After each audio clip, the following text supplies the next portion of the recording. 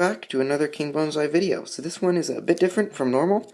This isn't a hobby vlog, well, you'll be able to tell by the title, but this is a tutorial on how to do green stuff fur cloaks, as well as for other fur items, because I quite enjoy doing fur, like fur cloaks and fur, whatever furs that you put on as clothing on the other parts of your body, like your leg are called. I can't remember what they're called, but pretty much these things. So, yeah, I'm currently, I've been doing that a good bit with my Gundabad Berserkers. And as well as I've been doing that, sorry about that, I've also been doing it with my Gundabad Captains and other Gundabad Orcs as well, these Cloaks. And they're actually pretty simple conversions to do.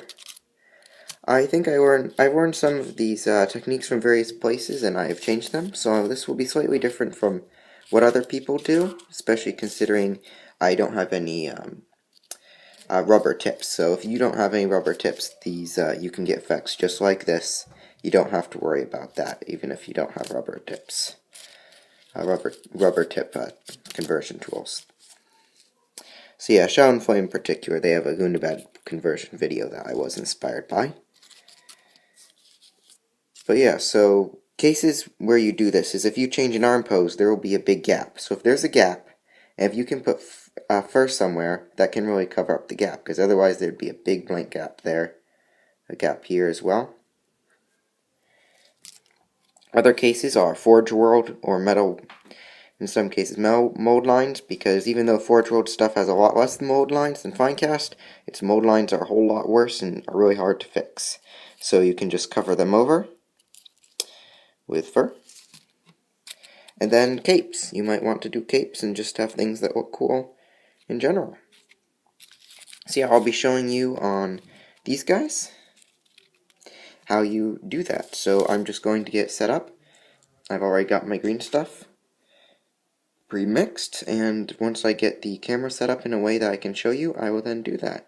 See you then. Welcome back. So I already sculpted this guy's cloak, but the way I'd set up my camera, it didn't work out so well. So I'm trying again with some help from my brother this time. He's holding the camera, and I am holding the orc. So yeah. So first off, you need to get your green stuff mixed, which I have already done. I'm gonna need to find this out. This set out a little bit more.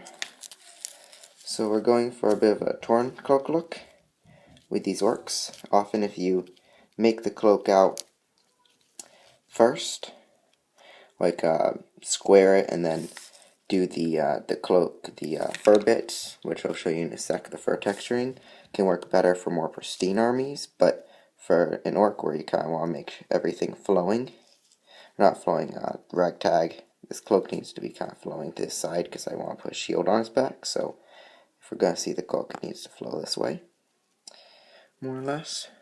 So yeah, so once you get attached, make sure you don't have water on the area you're attaching or it won't stick. Once you have it attached, make sure your tools are watered down and start kind of scraping at the cloak and move it around a little bit, push the green stuff, just continue to work it.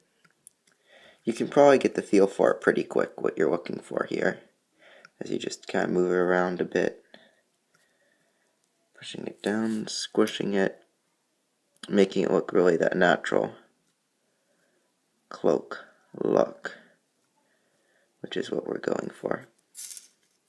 Yeah, I will warn you, it doesn't always come out the same way, but usually you can get this look pretty easily, and for the most part.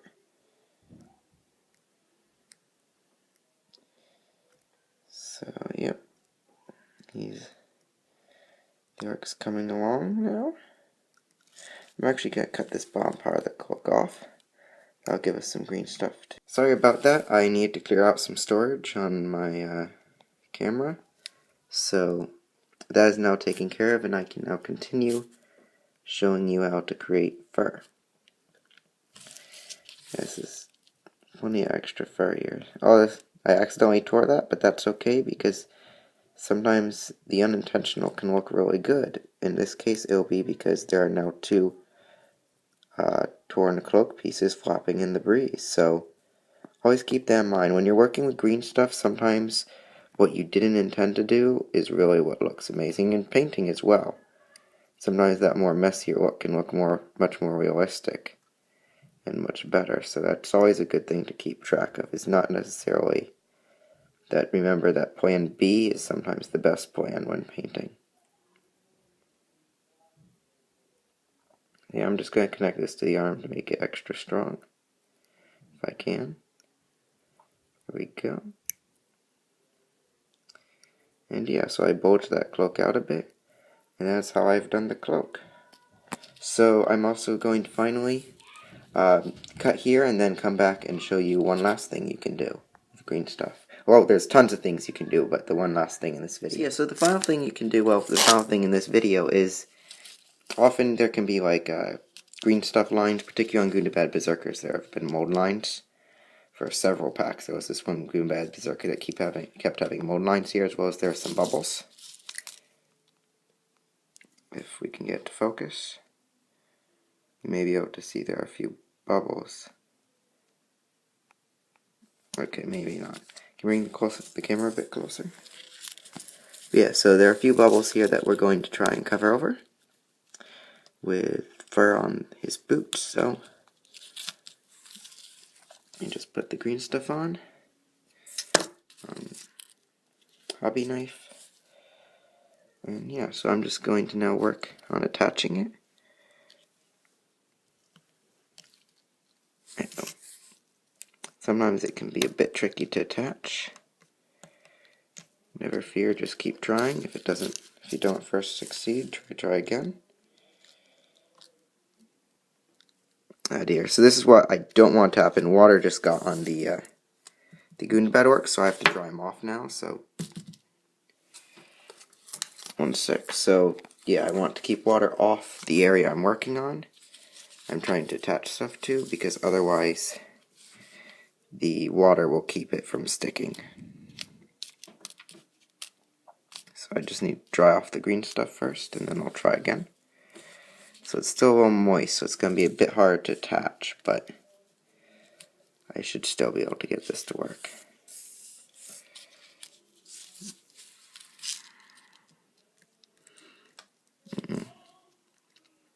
So yeah, it's definitely being a bit harder this time, but should work still. That's something you have to be aware of, is if water can be your friend, but sometimes it is not. Because the water sticks to the knife a lot less easily than it does to fine cast or resin or the surface you're working on, really. So always be aware of that.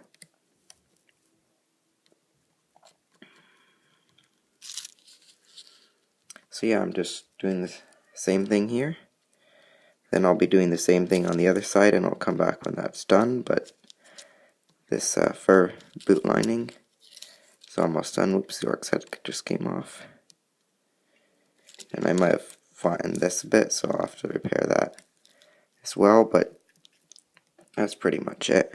Yeah, make sure you don't put your fingers on any green stuff areas that you have already worked on. I've done that, and it's frustrating. Oops, that's also frustrating when that happens.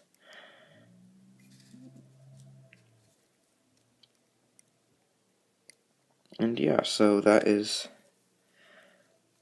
how his boot has come out, and I hope you have enjoyed. So I'll come back to show you the finished product. So welcome back, and yeah, so that is how I have done the cloaks on the orcs and whatnot.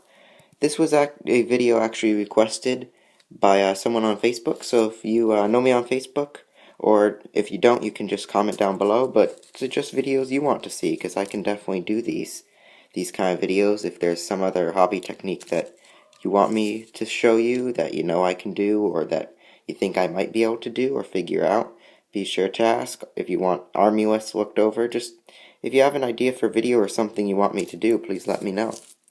But until then, be sure to like, comment telling me how you like this video, and if you have any ideas / things you want me to show you, share and subscribe. Yep. And yeah, be sure to support your hobby, and Akmenruki Astu. Thank you.